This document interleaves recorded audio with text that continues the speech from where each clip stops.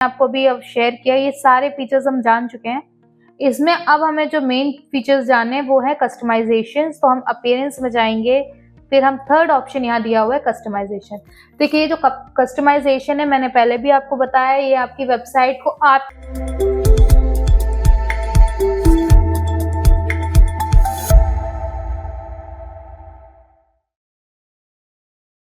Hey guys, welcome back to our channel Skill People and in this class of digital marketing जो हम आज बात करेंगे WordPress में अपीयरेंस वाले फीचर्स के बारे में। देखिए, लास्ट कई क्लासेस से हमने वेबसाइट के ऊपर काफी डिस्कशन किए हैं, जैसे वेबसाइट स्ट्रक्चर, डैशबोर्ड इंटरफेस से आपका इंट्रोडक्शन, उसमें बाकी फीचर्स के बारे में हमने बात की है। और लास्ट जो हमने क्लास की थी उसमें हमने बात की थी अपने फीचर्स लाइक साइट आइडेंटिटी की, उसमें हमने काफी चीजें और भी जानी थी। उससे पहले हमने बात की थी how to create a page, Elementor के साथ हम पेज कैसे बनाते हैं, एक्स्ट्रा के साथ हम पेज कैसे बनाते हैं, और फिर लास्टली हमने बात की थी साइट आइडेंटिटी के बारे में कि साइट आइडेंटिटी होता क्या है, वो इतना इंपॉर्टेंट क्यों होता है और आप किस तरह से अपनी साइट आइडेंटिटी फाइनलाइज कर सकते हैं। हमने कुछ और एक ओवरलुक लिया था अपने बाकी डैशबोर्ड फीचर्स के लिए। तो आज की जो क्लास है ना, वो इसी तरह से एक और डैशबोर्ड फीचर के ऊपर है, that is appearance. And appearance के अंदर कैसी क्या क्या चीजें हैं जो हम कस्टमाइज करते हैं, उससे आज हम एक पूरा फुल ओवरलुक देखेंगे। So let's get started with the video. So guys, as you can see on my screen, आपको मेरा डैशबोर्ड विजिबल है। हमने पहले ये सारे जो मैंने आपको अभी अब शेयर किया, ये सारे फीचर्स हम जान चुके हैं। इसमें अब हमें जो मेन फीचर्स जानने हैं वो है कस्टमाइजेशन। तो हम अपीयरेंस में जाएंगे, फिर हम थर्ड ऑप्शन यहाँ दिया हुआ है कस्टमाइजेशन। देखिए, ये जो कस्टमाइजेशन है मैंने पहले भी आपको बताया, ये आपकी वेबसाइट को आपके तरीके से डिजाइन एंड कस्टमाइज करने के लिए हेल्प करता है। इसी तरह से इसका नेम भी जस्टिफाई है, कस्टमाइज, जहां हम अपनी पसंद की या नापसंद की चीजें हटा सकते हैं या एड ऑन कर सकते हैं, वो सारी चीजें हम यहाँ से मैनेज करते हैं। तो अब हम इस कस्टमाइज पर क्लिक करेंगे।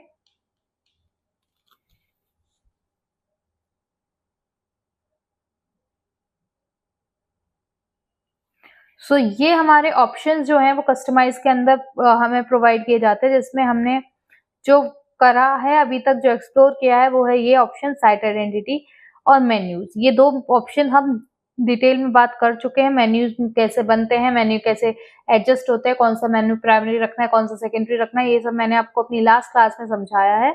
सो यस, ये हमारे दो हम कर चुके हैं। अब हम स्टार्ट करते हैं फर्स्ट ऑप्शन से, ग्लोबल। तो ग्लोबल में आप हर चीज, जिस तरह से इसका नाम है ग्लोबल, उसी तरह से हर चीज, जैसे यहाँ ऑप्शन दिया हुआ है टाइपोग्राफी, कलर्स, कंटेनर्स, बटन, मतलब आपकी फुल वेबसाइट पर, यहाँ जो वेबसाइट दिख रही है उसमें हर चीज पर इसका फर्क पड़ता है। टाइपोग्राफी कि आपको कैसे फॉन्ट चाहिए है, बॉडी का फॉन्ट क्या होना चाहिए, हेडिंग्स का फॉन्ट क्या होना चाहिए, ठीक है, आपकी हेडिंग के फॉन्ट कितने होने चाहिए, उनका पिक्सल कितना होना चाहिए।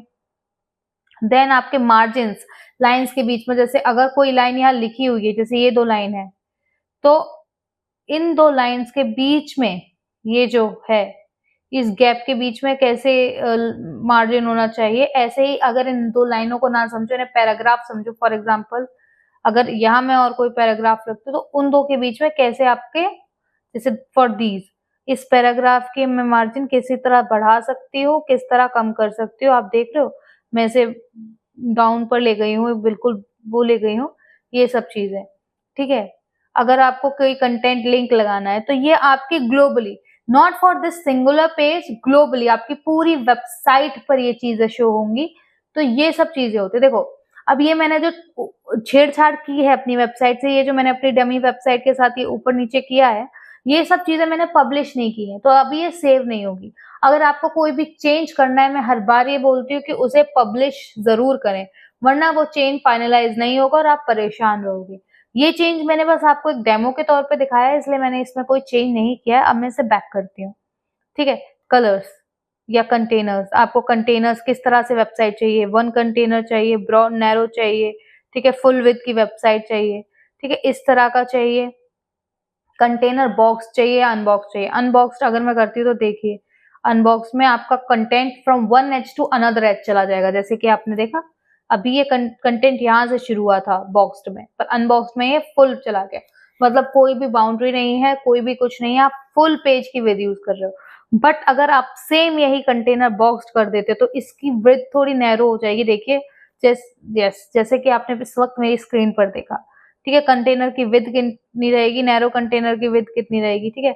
बाकी जो सारे ऑप्शन है वो हमें अपडेटेड वर्जन में मिलेंगे, ठीक है। तो हमें इससे ज्यादा चाहिए भी नहीं, एक पेज के कंटेनर हम इसी तरह से कस्टमाइज कर सकते हैं। उसके बाद हम बात करते हैं कलर की। अब देखिए कलर पैलेट इस वक्त जो यूज हो रहा है वो क्या है, आप इसमें और ज्यादा कलर ले सकते हो, एक्सेंट, लिंक्स, हेडिंग्स, इन सब का कलर आप खुद चेंज करते हो। फॉर एग्जांपल मैं हेडिंग का ले रही हूँ, इस वक्त ब्लू है, अब मैं हेडिंग्स ले लूँ व्हाइट पर तो सारी हेडिंग्स व्हाइट हो जाएंगे। दैट्स व्हाट आई सेड कि आप यहाँ अगर कुछ चेंज करोगे तो वो आपकी पूरी वेबसाइट पर होगा ग्लोबली। ये देखिए अगर मैं रेड पर लाई तो फुल एलएमएस प्लगइन जितनी भी हेडिंग्स हैं सब चीजें रेड हो जाएंगी। तो ये आप यहाँ से चेंज कर सकते हो। अब देखो कलर चेंज करने के दो तरीके और होते हैं, ठीक है। जैसे फॉर एग्जांपल दिस, ये कोई कोड है। अब यहाँ मुझे एक पर्टिकुलर कोड चाहिए अपनी वेबसाइट के लिए। देखिए जितने भी प्रोफेशनल्स हैं वो कलर कोड कभी इस तरह से ड्रैग करके नहीं बनाते, वो हमेशा यहाँ जो भी है यहाँ कलर कोड पे वर्क करते हैं। और आपको मैं प्रैक्टिकली एक चीज दिखाती हूँ, मैं अगर जरा सा भी अपने इस कर्सर को डायरेक्शन में चेंज करती हूँ तो उसका कलर कोड नीचे चेंज हो रहा है। क्यों? Because every single colour has a specific colour code. एक कलर से दूसरा कलर, एक कलर कोड से एक ही कलर आप ले सकते हो, उससे कभी दूसरा कलर कनेक्ट नहीं होगा। सेम गोज विद जैसे आपकी फिंगरप्रिंट्स होते हैं ना, उसी की तरह कि एक बंदा एक एक फिंगरप्रिंट एक ही बंदे के हो सकते हैं, सेम ऐसे ही एक कलर कोड एक सिंगल कलर का ही हो सकता है, उसका दूसरा कुछ नहीं होता। देखिए जैसे मैंने यहाँ कोड लिखा है 000 और ये 000 जो कोड है वो ब्लैक कलर का होता है, एकदम पिच ब्लैक का।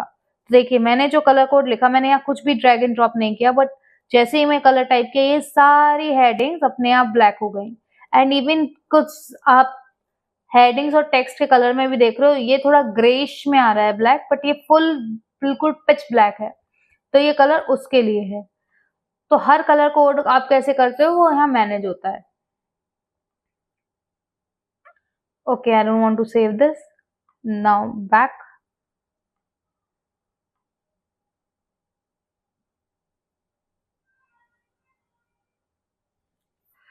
तो गाइज ये जो ऑप्शन था वो था ग्लोबल का। फिर हम बात करते हैं हेडर की, ठीक है। अब हेडर में क्या आ जाता है, हेडर में आ जाता है ये सेक्शन आपका।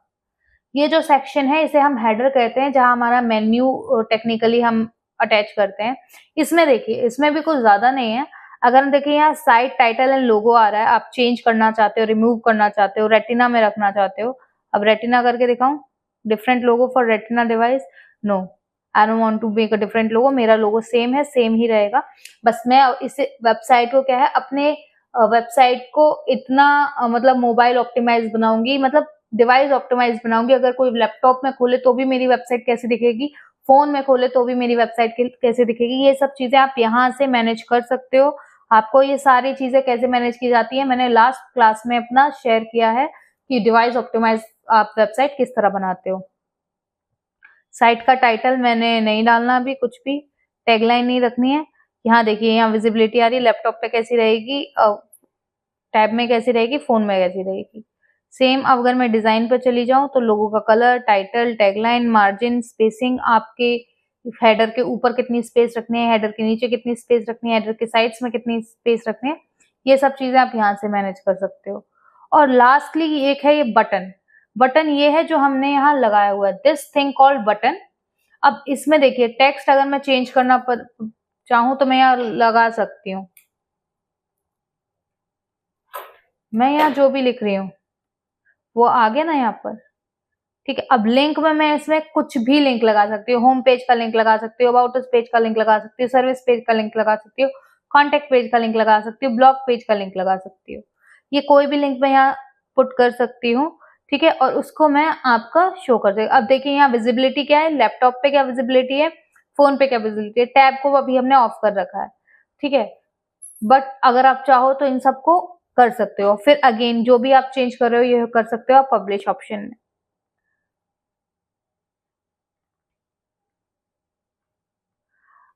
सो ये जो मैंने आज बात की है वो बात की है आपका कलर आप किस तरह से अपनी वेबसाइट के मेंटेन करते हो और हेडर को किस तरह से मेंटेन करते हो।